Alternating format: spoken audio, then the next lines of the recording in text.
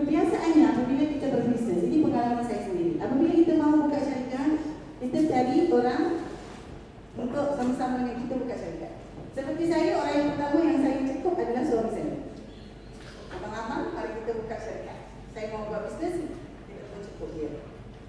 Ada beberapa situasi biasa yang kita tarik kakak, kita tarik abang kita, tarik yang siapa-siapa ahli keluarga kita. Itu biasa kita tahu kan? Sekiranya kita tidak tarik ahli keluarga kita, kita akan cari orang yang kita suka. Kalau saya suka masak, saya akan cari rakan kongsi yang suka masak. Kalau saya pandai mengajarkan juga, saya pun cari cik kita juga. Jom kita buka bisnes, buka syarikat sama-sama. Itu yang berlaku sekarang. Di dalam konsep open partnership nanti saya akan ceritakan, kerana salah satu konsepnya adalah tidak boleh mengambil ahli keluarga sebagai rakan kongsi. Di ABS juga kita mengajarkan dan kita belajar bagaimana buat banyak bisnes, bagaimana mengurus banyak syarikat. Percayalah tuan-tuan dan puan-puan, tidak ada orang kaya yang kita jumpa ada satu syarikat sahaja. Carilah siapa yang kaya-kaya, tidak ada. Tetapi kita dididik supaya fokus, buat satu syarikat, fokus, buat satu bisnes, fokus. Konsep fokus di ABS berbeza. Konsep ABS fokus itu berbeza.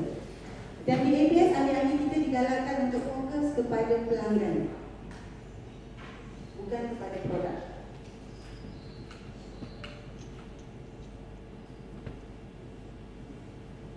Dan kita fokus kepada pelanggan, dan apabila rakan kongsi kita bersama-sama kita sebenarnya membesarkan kek bisnes kita dengan membesarkan kek bisnes orang lain. Kita membesarkan kek dengan membesarkan kek orang lain. Itu yang kita kata kita tidak berbisnes seorang-seorang. Kita berpartner. Baik, saya sebenarnya mahu teruskan, tapi saya diminta tadi kena buka soalan dulu. Kalau tidak ada soalan, saya kena teruskan dengan yang open partnership itu tadi. Baik. Di ABS kita mahu ahli-ahli ABS besarkan bisnes sedia ada. Pada masa yang sama, tolong kawan-kawan yang lain berbisnes. Gitu.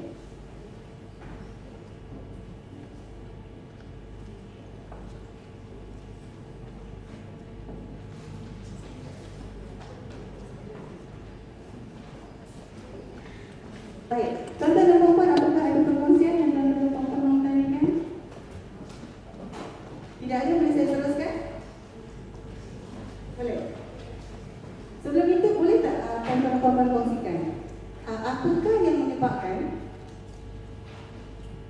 kita tidak mengambil orang luar sebagai partner kita? Apa tuan-tuan boleh kongsikan? Apakah yang menyebabkan, apakah faktor yang menyebabkan kita tidak mahu mengambil orang lain, orang yang kita tidak kenal menjadi rakan kongsi? Tidak sekepala? What? Bermaksud orang yang kita tidak kenal? Apakah yang menyebabkan puan tidak mahu mengajak saya jadi partner dalam syarikat bisnes puan? Apa itu? Ya? Tidak percaya? Saya tidak kenal? Saya tidak tahu apa fikiran? Kena main reading dulu baru boleh cari rakan kongsi itu. Lagi bagaimana? Lagi apakah yang menyebabkan kita tidak boleh, kita sekarang, dalam situasi sekarang tidak mahu ambil orang lain sebagai rakan kongsi?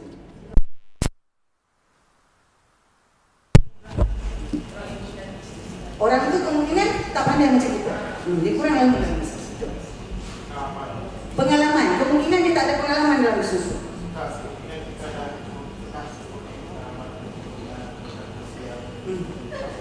Oh, pengalaman dulu kita sebelum ini.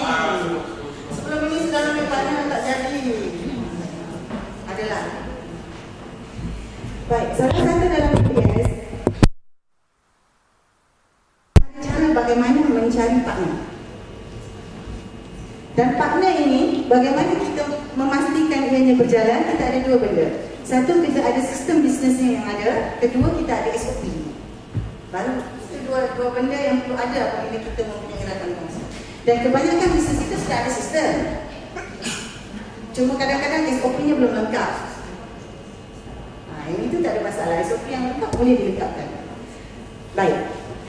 Ada beberapa perkara yang perlu kita lihat apabila kita mahu mengambil rakan kongsi yang baru. Puan Rasmana, slide-nya boleh pakai? Belum? Okey. Baik, saya teruskan saja. Dalam open partnership ni, bagaimana kita memasukkan bisnes dengan membuka syarikat bersama-sama rakan kongsi yang baru, bermaksud orang yang kita tidak kenal. Yang pertama mesti ada introducer. Orang itu diperkenalkan. Dalam kes ABS, di ABS Holding yang akan memperkenalkan rakan kongsi kepada anak-anak syarikat. Puan Puspa adalah antara orang yang diperkenalkan oleh ABS Holding untuk dijadikan rakan kongsi dan kepada anak-anak syarikat. Jadi nanti di ABS Sarawak, apabila kita mahu mencari rakan kongsi untuk membuka syarikat yang baru, bisnes yang baru ini, ABS Sarawak yang akan memperkenalkan. Tugasnya adalah sebagai advertiser, introducer. Apabila kita telusuri balik sejarah Nabi kita, Nabi kita itu mengikut bapa saudaranya Abu Talib berniaga. Dan bapa saudaranya lah yang memperkenalkan, memperkenalkan sampai bertemu dengan Hajijah yang memberikan modal barang dagangan. Ada begitu. Ada introduction. Keduanya bukan ahli keluarga. Dalam satu entiti bisnes syarikat itu tidak ada suami isteri. Walau bagaimanapun, apa-apa saja entiti bisnes yang sedia ada, teruskan. Ini apabila masuk dalam konsep bisnes ABS, itu begitu. Syarikat sedia ada, kalau sudah ada, tak apa, biarkan, tak masalah. Yang baru ini nanti, suami isteri ada beradik, anak beranak ke ahli keluarga, jangan letak dalam satu syarikat. Tidak boleh menjadi rakan kongsi dalam syarikat yang sama. Tetapi kalau dia ada jadi rakan kongsi dalam anak syarikat yang lain, tak ada masalah. Katalah ABS Sarawak Holding PLB, kan, kata dia buka satu syarikat. Puan Puspa ada di situ sebagai pemegang saham rakan kongsi, boleh. Kemudian ada satu anak syarikat ABS Roti Sabah. Di situ ada suaminya atau anaknya, boleh. Di syarikat yang lain, boleh. Yang itu perincian bagaimana pengurusan syarikat nanti dirujuk pada Puan Puspa. Tugas-tugas pemegang saham apa, board of directors-nya apa itu nanti Puan Puspa boleh ceritakan secara perinci. Baik, seterusnya beliau mesti ada kepakaran yang berbeza. Itu kadang-kadang kita sangkakan dia ini tidak pandai. Memang dia tak pandai. Saya pandai account, memang dia tak pandai account, pandai masak. Jadi kita cari rakan kongsi yang kepakarannya berbeza. Kalau katalah saya pun pandai mengajar, saya ini cikgu tadika, bagus jadi prinsipal, bagus. Bila saya mau buka syarikat tadika, saya tidak boleh cari cikgu lain yang bagus macam saya. Saya kena cari orang yang bisnes yang bagus. Dalam ABS kita ada konsep muhajirin dan ansar. Ada dua. Dia berbeza. Yang ini kita rujuk semula kepada sejarah Nabi kita sewaktu berhijrah. Yang ini ada kisah lain, tetapi secara umumnya, secara asasnya kita cari orang yang berbeza. Kalau kita pandai buat sales dan marketing, kawan kita ini tak boleh mahu jadi partner ini, tak bolehlah orang sales dan marketing juga. Kena orang yang pandai lain. Apa dia pandai? Yang pandai lain. Dan apabila kita ada rakan kongsi ini, biasanya dalam satu syarikat maksimum yang kita di ABS adalah 5 orang. 5 orang akan menjadi rakan kongsi kepada ABS. 5 orang. Paling sedikit 2 orang, paling ramai 5 orang saja. Kalaulah 2 orang ini pandai buat sales and marketing, 3 orang lagi ini mesti yang pandai buat kerja administration. Yang tak jadi itu apabila kita ada rakan kongsi, semuanya buat marketing saja pandai, jual saja pandai, cari customer saja pandai, mahu close, dokumen, hantar quotation, surat, follow up, nak kutip, mereka tahu kan, nak kutip bayaran, semua tak ada yang buat. Tidak ada yang menjaga. Bisnes pun tak boleh jalan. Kalau 5-5 pun semua orang yang memang orang administration, yang memang duduk di office saja, tidak keluar bangunan pun susah juga. Tak buat marketing. Tak ada lah bisnes. Kalau buat bisnes roti 5-5 buat roti saja pandai. Nak marketnya tak tahu, nak masuk pasar raya tak tahu, nak masuk kedai tak tahu, tak ada yang buat. Macam mana nak hantar roti logistik tak tahu. Tak boleh. Jadi di ABS, konsep kita berpartnership adalah kita mencari rakan kongsi yang ada lain kepakaran.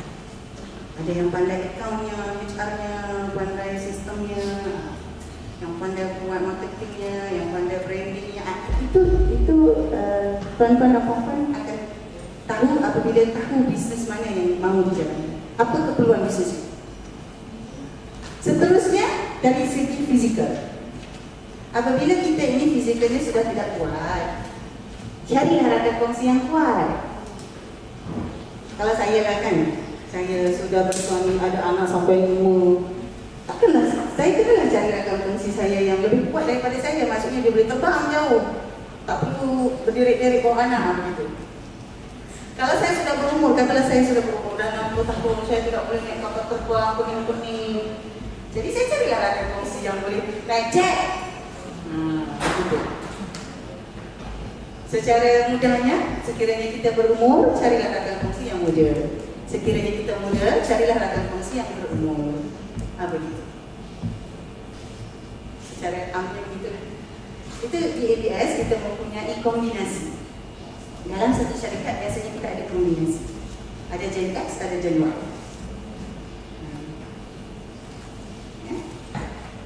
Ada syarikat kita itu syarikat roti di ABS Holding. Bisnesnya mudah saja, bisnesnya mengedar roti. Kita tidak buat roti, kita tidak pergi menghantar roti-roti. Apa kita buat? Kita menyusun perjalanan pengedaran itu sahaja. Dan ABS Roti Royalty yang berpartner dengan ABS Holding di HQ, minima pendapatan sebulannya dalam 15,000, maksimum pernah mereka dapat dalam 35,000. Hanya mengurus sahaja. Dan itu pendapatan anak syarikat yang mengedar itu lain lagi. Itu baru di holding sahaja. Jadi sebab kita berfungsi kepakaran itu. Sebab kepakaran di holding adalah tentang sistem dan SOP-nya. Kepakaran Central Kitchen adalah mengeluarkan roti-rotinya.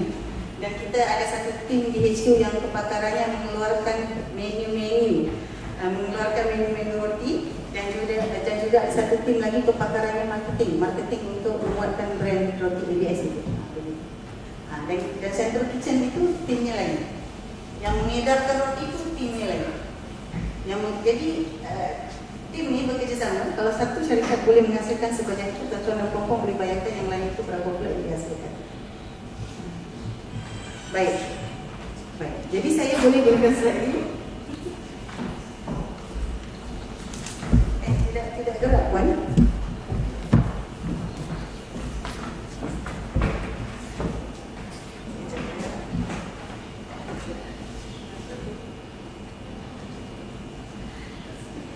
Tidak gerak, Puan?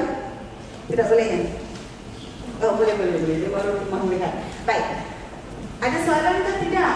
Kalau tidak, saya teruskan. Baik. Yang seterusnya kita akan kongsikan bagaimana cara mengembangkan bisnes. Saya yakin tuan-tuan dan puan-puan, majoritinya adalah orang yang sudah ada bisnes. Kemungkinan tuan-tuan dan puan-puan mahu buat bisnes baru ataupun mahu melabur sajalah dalam bisnes baru. Baik. Kita akan kongsikan yang pertama, cara yang biasa kita gunakan untuk mengembangkan bisnes. Kita boleh gunakan cara branching. Branching ini adalah dengan membuka cawangan. Membuka cawangan, dan cawangan itu adalah 100% milik syarikat kita sedia ada. Katalah saya sudah ada satu bisnes, iaitu bisnes bisnes menjual pakaian, kan? Saya ada satu butik kedai. Bisnes maju. Jadi saya mahu mengembangkan bisnes saya dengan membuka cawangan. Apabila saya mahu membuka cawangan, saya akan membuka cawangan, tetapi cawangan itu masih syarikat saya beli.